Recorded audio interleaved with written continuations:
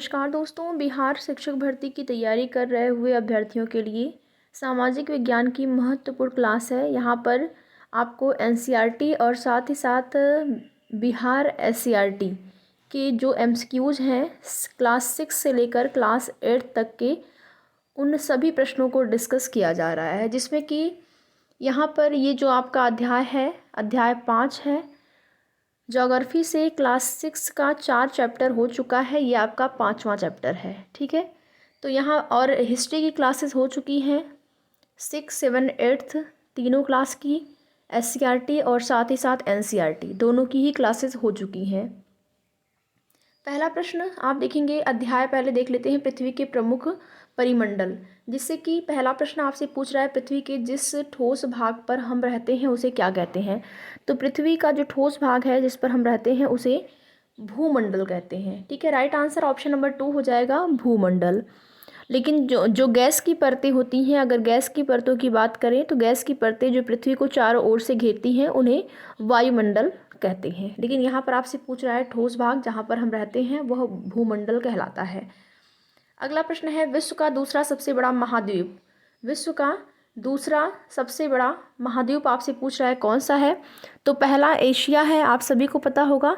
दूसरा आपका है अफ्रीका। राइट आंसर यहाँ पर हो जाएगा इस प्रश्न के लिए ऑप्शन नंबर 3। अफ्रीका जो है दूसरा सबसे बड़ा है, पहला है Asia. Right answer option number 3। अगला प्रश्न है, विश्व की पहली महिला कौन थी जिन्होंने एवरेस्ट पर कदम रखा। प्रश्न नंबर 3, राइट आंसर आपको बताना है, विश्व की पहली महिला जिन्होंने एवरेस्ट पर जो है कदम रखा था। तो यहाँ पर राइट आंसर हो जाएगा option number 1, Junko Tabei. Right answer option number 1 हो जाएगा। ठीक है, इसके बाद अगला प्रश्न यहाँ पर देखेंगे, पूछ रहा है अटलांटिक महासागर अंग्रेजी भाषा के किस अक्षर का है। अटलांटिक जो महासागर है वो अंग्रेजी भाषा के किस अक्षर का, तो आप बताएंगे right answer option number 3, S आकार का है अटलांटिक महासागर। ठीक है, अगला प्रश्न देखेंगे, माउंट एवरेस्ट समुद्र तल से कितना मीटर ऊंचा है। तो बहुत ही कॉमन प्रश्न है, कई बार एग्जाम में पूछा गया है। राइट आंसर यहाँ पर हो जाएगा 8,848। ये आपकी एनसीईआरटी के अकॉर्डिंग। ठीक है, अगला प्रश्न है, निम्नलिखित कथनों पर विचार करें। पहला कथन क्या है, स्थल मंडल में पृथ्वी की परत की चट्टानें और मिट्टी की पतली परतें शामिल हैं। इसके बाद देखेंगे और कथन दिया गया है, और कथन क्या है, दूसरे नंबर का कथन है, समुद्री जल का स्तर सभी जगह समान रूप से रहता है। तीसरा कथन है, भूमि की ऊंचाई समुद्र के तल से मापी जाती है जिसे एक रूप में लिया जाता है। आपको बताना है इन तीनों कथनों में से कौन सा कथन सही है। ठीक है, यहाँ पर दिया गया है, आपको बताना है कौन सा कथन इसमें सही है। तो इस प्रश्न के लिए आपका राइट आंसर हो जाएगा ऑप्शन नंबर 1। पहला और दूसरा कथन सही है, लेकिन जो तीसरा कथन है वो आपका गलत है। ठीक है, अर्थात आपका ये जो पहला कथन है, स्थल मंडल में पृथ्वी की परत की चट्टानें और मिट्टी की पतली परतें शामिल हैं, ये कथन, और दूसरा समुद्री जल का स्तर सभी जगह समान रूप से होता है, ये दोनों कथन सही हैं, पहला और दूसरा। राइट आंसर यहाँ पर हो जाएगा ऑप्शन नंबर 1। अगला प्रश्न देखते हैं, निम्नलिखित कथनों पर विचार करिए। 2 कथन दिए गए हैं। पहला कथन है, प्रशांत महासागर आकार में लगभग त्रिकोणीय है। दूसरा कथन है, यह एशिया, ऑस्ट्रेलिया, उत्तर और दक्षिण अमेरिका से घिरा हुआ है। कौन सा कथन इसमें सही है आपको बताना है। 7वें नंबर का राइट आंसर क्या हो जाएगा, तो इसका राइट आंसर जो है वो हो जाएगा आपका ऑप्शन नंबर 2। ऑप्शन नंबर 2, यानी कि केवल दूसरा कथन ही सही है, पहला कथन आपका गलत है।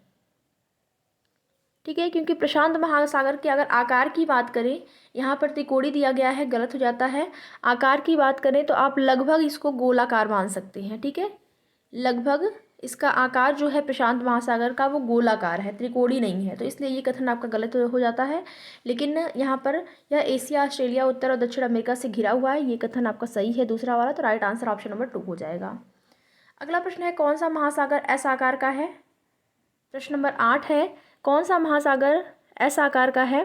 तो अटलांटिक महासागर जो है वो एस आकार का है। अटलांटिक महासागर जो कि दूसरा सबसे बड़ा जो महासागर है। प्रशांत महासागर जो है पहले नंबर का सबसे बड़ा महासागर है, अटलांटिक महासागर सेकंड नंबर का है। ठीक है, अगला प्रश्न है, कौन सा एकमात्र महासागर किसी देश के नाम पर है। एकमात्र महासागर जो कि किसी देश के नाम पर है, तो ये आपका है हिंद महासागर। राइट आंसर ऑप्शन नंबर 3 हो जाएगा।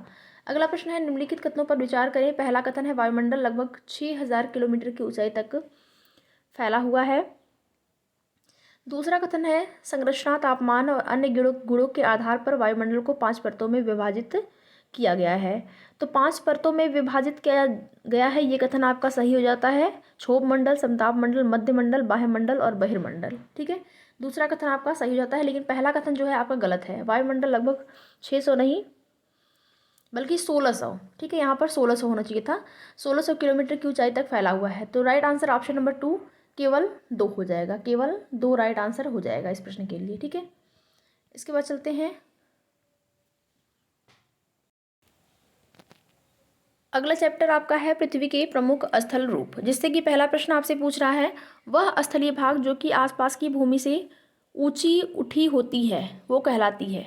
जो आसपास के क्षेत्र से ऊंचा उठा होता है उसे क्या कहते हैं, आपको बताना है। पहले प्रश्न का राइट आंसर हो जाएगा पहाड़ी। उसे क्या कहते हैं, पहाड़ी कहते हैं।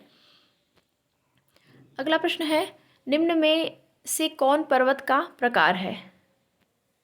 यहाँ पर आपको नाम दिया गया है वलित पर्वत, भ्रंशोत पर्वत, ज्वालामुखी पर्वत। तो तीनों ही जो है आपका पर्वत का प्रकार है। राइट आंसर ऑप्शन नंबर 4 हो जाएगा, उपरोक्त सभी।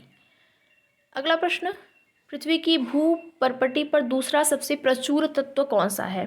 पृथ्वी की भू परपटी पर दूसरा पूछा गया है आपसे सबसे प्रचुर तत्व, तो ये आपका हो जाएगा right answer option number 2 silicon.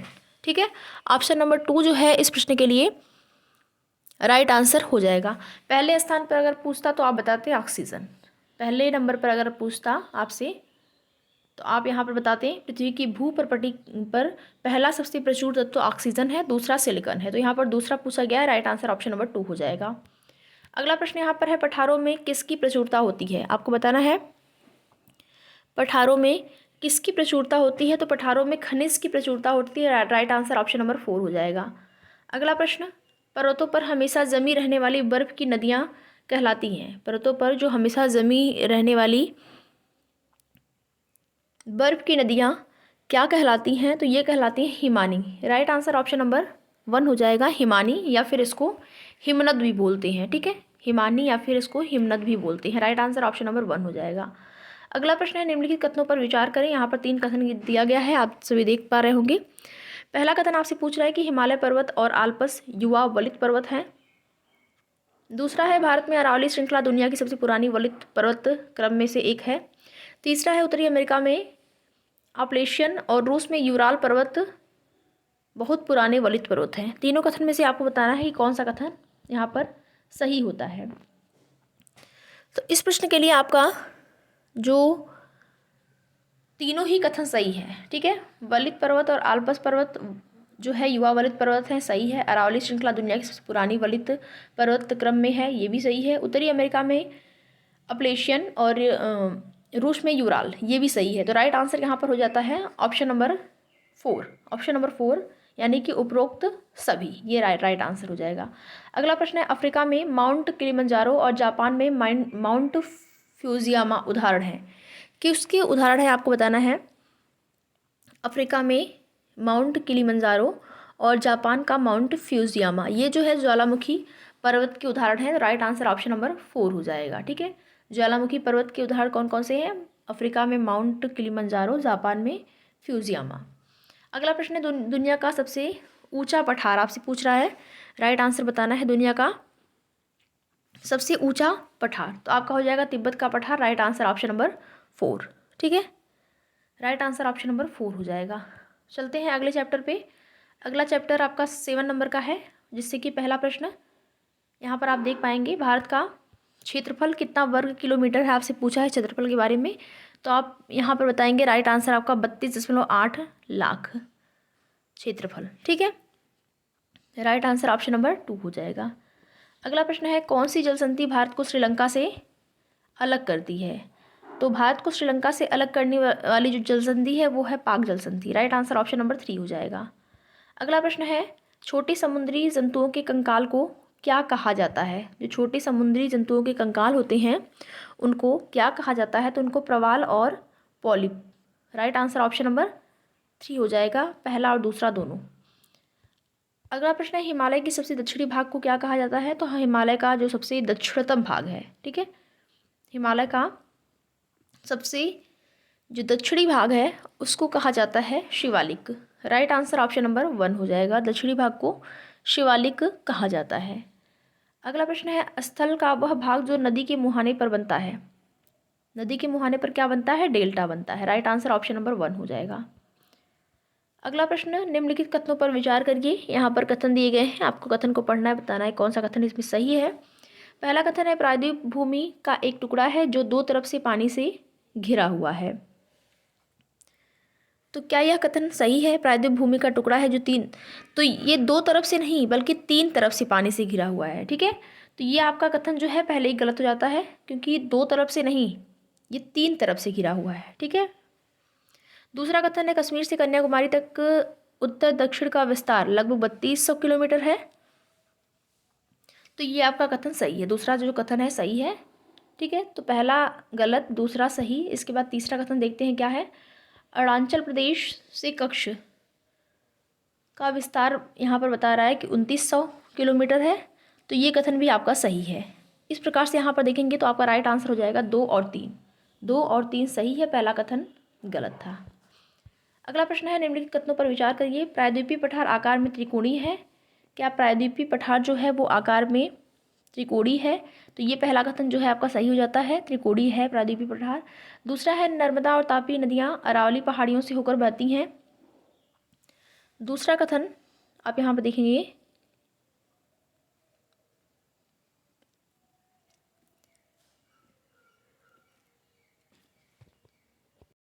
और तीसरा कथन है, ये पश्चिम की ओर बहने वाली नदियाँ हैं जो अरब सागर में गिरती हैं। तो आपका पहला और दूसरा कथन सही हो जाता है, तीसरा गलत, दूसरा गलत है, पहला तीसरा सही है। तो राइट आंसर हो जाएगा पहला और तीसरा। ऑप्शन नंबर जो 3 है वो इस प्रश्न के लिए राइट आंसर हो जाएगा, ठीक है, ऑप्शन नंबर 3। अगला चैप्टर यहाँ पर देखेंगे, भारत जलवायु, वनस्पति तथा वन्य प्राणी। जिससे कि पहला प्रश्न आपसे पूछ रहा है, दिन के समय गर्म एवं शुष्क पवन बहती है उसे क्या कहते हैं? गर्म के समय जो शुष्क और गर्म पवन बहती है उसको कहते हैं लू। राइट आंसर ऑप्शन नंबर 1 हो जाएगा। अगला प्रश्न है, मानसून शब्द किस भाषा से लिया गया है? मानसून शब्द जो है वो किस भाषा से लिया गया है आपको बताना है। तो ये मानसून जो शब्द है वो अरबी भाषा से लिया गया है, ठीक है, अरबी भाषा से लिया गया है। राइट आंसर ऑप्शन नंबर 2 हो जाएगा। अगला प्रश्न देखते हैं, किसी स्थान की जलवायु किस पर निर्भर करती है? तो स्थान की जो जलवायु है वो स्थिति, ऊंचाई, समुद्र से दूरी, उपरोक्त सभी प्रभावित करते हैं। तो राइट आंसर यहाँ पर हो जाएगा ऑप्शन नंबर 4। अगला प्रश्न है, विश्व में सबसे अधिक वर्षा कहाँ होती है? विश्व में सबसे अधिक वर्षा कहाँ होती है? तो यहाँ पर राइट आंसर इस प्रश्न के अकॉर्डिंग देखेंगे आपका हो जाएगा Mawsynram. Right answer option number 1 हो जाएगा। अगला प्रश्न है, गुजरात के गिर वन में कैसे शेर निवास करते हैं? तो गुजरात का जो गिर वन है उसमें कैसे शेर निवास करते हैं? एशियाई शेर, ठीक है। राइट आंसर ऑप्शन नंबर 2 हो जाएगा, एशियाई शेर। अगला 6वें नंबर का प्रश्न है, घास, झाड़ियाँ तथा पौधे जो बिना मनुष्य की सहायता से उपजते हैं उन्हें क्या कहते हैं? बिना मनुष्य की सहायता से अगर उपज रहे हैं तो उन्हें क्या कहते हैं? प्राकृतिक कहते हैं, ठीक है। राइट आंसर ऑप्शन नंबर 3 हो जाएगा। अगला प्रश्न, निम्नलिखित कथनों पर विचार करिए। पहला कथन है, एशियाई शेर भारत का राष्ट्रीय पशु है। तो सबसे पहली बात कि शेर जो है राष्ट्रीय पशु नहीं है, तो ये कथन आपका गलत हो जाएगा। दूसरा कथन है, असम में एक सींग वाले गैंडे पाए जाते हैं। दूसरा कथन यहाँ पर,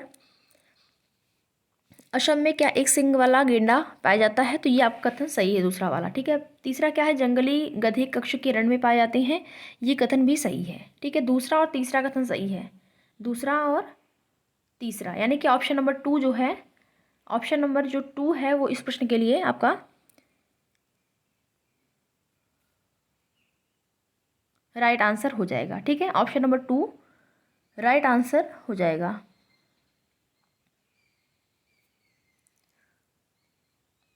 तो इस प्रकार से आपका क्लास 6 का भूगोल कंप्लीट होता है। अगली क्लास में मिलते हैं क्लास 7 के भूगोल के साथ। तो वीडियो में लास्ट तक बने रहने के लिए आप लोगों का बहुत बहुत धन्यवाद।